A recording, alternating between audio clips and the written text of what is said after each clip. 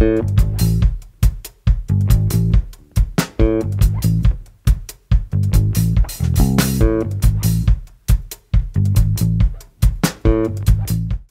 ar, mais um programa Questão de Direito. O programa Questão de Direito é uma idealização do curso de Direito em conjunto com a TV Univale. Estamos aqui discutindo temas relevantes para o direito, temas que influenciam a sua vida no contexto social ou no contexto acadêmico. A nossa intenção aqui é discutir esses temas relevantes para o direito de forma simples, de forma objetiva, para que você que está em casa nos assistindo possa perceber como o direito atua, como ele é flexível e a forma que ele pode influenciar na sua vida.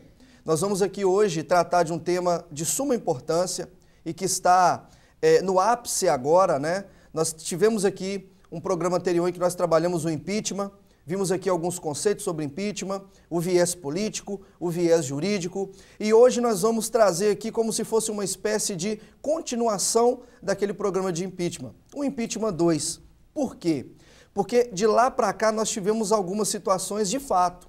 Hoje nós temos o afastamento da presidente, nós tivemos algumas questões que são muito controversas ainda do ponto de vista jurídico e que trazem dúvidas para a população e também para a comunidade acadêmica.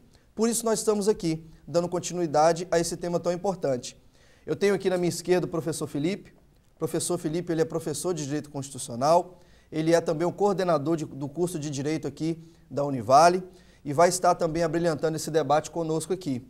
Eu tenho aqui à minha direita o professor André, também professor de Direito Constitucional aqui na casa, um professor também que tem se destacado pelos seus conhecimentos técnicos jurídicos na área, e ele vai estar aqui também para debater, para trazer essas mudanças, essas inovações, no sentido de informar você. Professor Felipe, iniciando esse debate aqui, feitas as devidas apresentações, o impeachment, de fato, daquele último programa que a gente gravou para esse, nós temos agora uma questão de fato e de direito. Até então a gente especulava se o que poderia acontecer, na verdade a gente não sabia, mas hoje a gente tem uma situação já montada, já estabilizada no nosso país. E eu queria te perguntar uma coisa diante dessa situação. Como é que funciona esse rito do impeachment para a gente chegar até onde a gente chegou no momento atual? Meu caro Douglas, de lá para cá realmente muitas coisas mudaram. Naquela primeira oportunidade nós podemos discutir um rito do impeachment previsto dentro daquilo que se projetava de uma interpretação não tão aprofundada estabelecida pela Constituição Federal e pela lei do impeachment. Acontece que naquele período o Supremo Tribunal Federal foi instado a se manifestar em julgamento de ação proposta por partido político e redefiniu aquele procedimento. Então, se nós pudermos observar aquilo que foi discutido naquele momento, nós vamos verificar que houve essa evolução. Então, algumas coisas mudaram. Uma das principais inovações, poderia dizer, seria a instauração técnico-jurídica do processo de impeachment, que foi pelo Senado Federal em 2 momentos. Por que em 2 momentos? Porque a Constituição dizia que o presidente da República haveria de ser afastado a partir da votação da Câmara pela admissibilidade. Mas aí o Supremo Tribunal Federal, interpretando a legislação, por motivos que nós não temos tempo também suficiente de discutir, dada a profundidade técnico-jurídica, mas o Supremo entendeu, olha, mesmo após a votação da Câmara, isso não determina o afastamento imediato da presidente. Então seria necessário uma nova votação agora no Senado para se instaurar o processo e se definir pelo afastamento. Então nós tivemos essa nova fase, vamos dizer assim, dessa votação no Senado, em que se decidiria de fato pelo afastamento da presidente da República. Então, com esse contexto, nós podemos verificar uma evolução no tratamento dessas questões. Nós poderemos, então, considerar, diante daquilo que foi colocado por você, professor Felipe, que houve uma inovação ou houve uma mudança nesse processo de impeachment, nesse rito do impeachment? Sim, houve uma inovação, sim, mas não é uma inovação casuística. É uma inovação que, na verdade, deve ser contemplada na perspectiva de que o foi por uma decisão da mais alta Corte de Justiça do país. E como nós dissemos em outra oportunidade, isso tem sido suficientemente debatido e colocado, a função do Supremo Tribunal Federal tem sido justamente de velar pela legalidade e pela formalidade desse procedimento tão danoso e tão dificultoso de se processar sob o ponto de vista político, jurídico, social, o que envolve interesses da nação brasileira como um todo. Então, o Supremo Tribunal Federal não o fez de forma casuística, o fez de forma técnica, interpretando o conjunto das legislações aplicáveis e produzindo uma interpretação aquela mais compatível com o espírito da Constituição. Interessante o ponto que você tocou aí, dizer que isso traz um dano, né, para o Estado democrático de direito brasileiro. Aí nós temos discussões políticas aí exacerbadas, uns dizendo que deve haver, outros dizendo que não deve haver. De fato, que ganhe A ou que ganhe B, na verdade ninguém vai sair vencedor dessa situação, né? O Brasil passa por um momento de instabilidade, esse momento ele é visto pela sociedade internacional, pelos pares da nossa nação, e a gente de fato tem que tomar cuidado com algumas coisas que são ditas, que são colocadas, que são processadas também, para que o Brasil ele seja ou continue sendo visto como um país sério, um país que de fato cumpre as leis, um país que observa de fato o que diz o Estado Democrático de Direito. Muito interessante a gente fazer a análise também dessa perspectiva e desse ponto de vista. Professor André, diante do que foi falado aqui nessa questão sobre o impeachment, sobre essas inovações, ou a possibilidade da gente ter, por exemplo, uma nova direção determinada aí por quem quer que seja ou por quem é de direito, quem é que define o rito do impeachment? Isso fica a cargo do STF, é a Constituição? Como é que funciona isso? Na verdade, o rito do impeachment, todo o processo está tipificado na Constituição Federal e nós temos também a lei do impeachment, que é uma lei até de 1950. Mas, como o professor Felipe disse, com categoria, que o STF, que é nossa casa maior, Supremo Tribunal Federal, ele pode nortear como que vai ser todo o procedimento do impeachment. Então, o Supremo Tribunal Federal, por ser a corte maior, ele tem essa incumbência também. Ele pode opinar, pode, né, acerca disso. Sim. Interessante. Foi colocado aqui algo que eu acredito que talvez, né, quem está nos assistindo não saiba, porque a gente fala muito do impeachment analisando a Constituição Federal. Então existe a lei do impeachment? Existe, é uma lei de 1950. É uma legislação que diz, que trata dessa... que trata sobre o impeachment. Interessante, porque normalmente quando a gente entra nessas discussões ou quando a gente ouve os populares, né, aquelas pessoas que não têm o conhecimento técnico aprofundado do direito, elas se posicionam dizendo que o impeachment é político, né, a decisão é política. Não, a gente tem um viés jurídico que tem que ser observado. É lógico, a política no nosso país ela tem o seu lugar, assim como o direito também o tem. Eu acredito que uma coisa não deve interferir na outra e não deve se misturar com a outra. Uma outra coisa que nós temos visto aqui, professor Felipe, até agora nesse processo de impeachment, muito tem se ouvido falar, ou muito tem se comparado com o processo de impeachment, ou suposto impeachment, né? Acredito que o senhor vai esclarecer isso aí para nós. No sentido de que esse impeachment ele pareceria muito com o impeachment, ou com o suposto impeachment do Collor. De fato parece, não parece? O que tem de igual, o que tem de diferente? Você poderia posicionar isso para nós? Eu até agradeço por novamente ter a oportunidade de voltar a esse ponto, até pelos questionamentos que nós recebemos através da redação do programa, em virtude do programa anterior. Essa questão, de fato, não ficou suficientemente clara. O que aconteceu no processo do impeachment do presidente Collor em 1992? O presidente Collor sofreu um processo de impeachment e se discutiu, e chegou-se a um ponto que a discussão era o seguinte: olha, o presidente Collor renunciou. Com a renúncia dele, o processo de impeachment também acaba ou o processo de impeachment prossegue?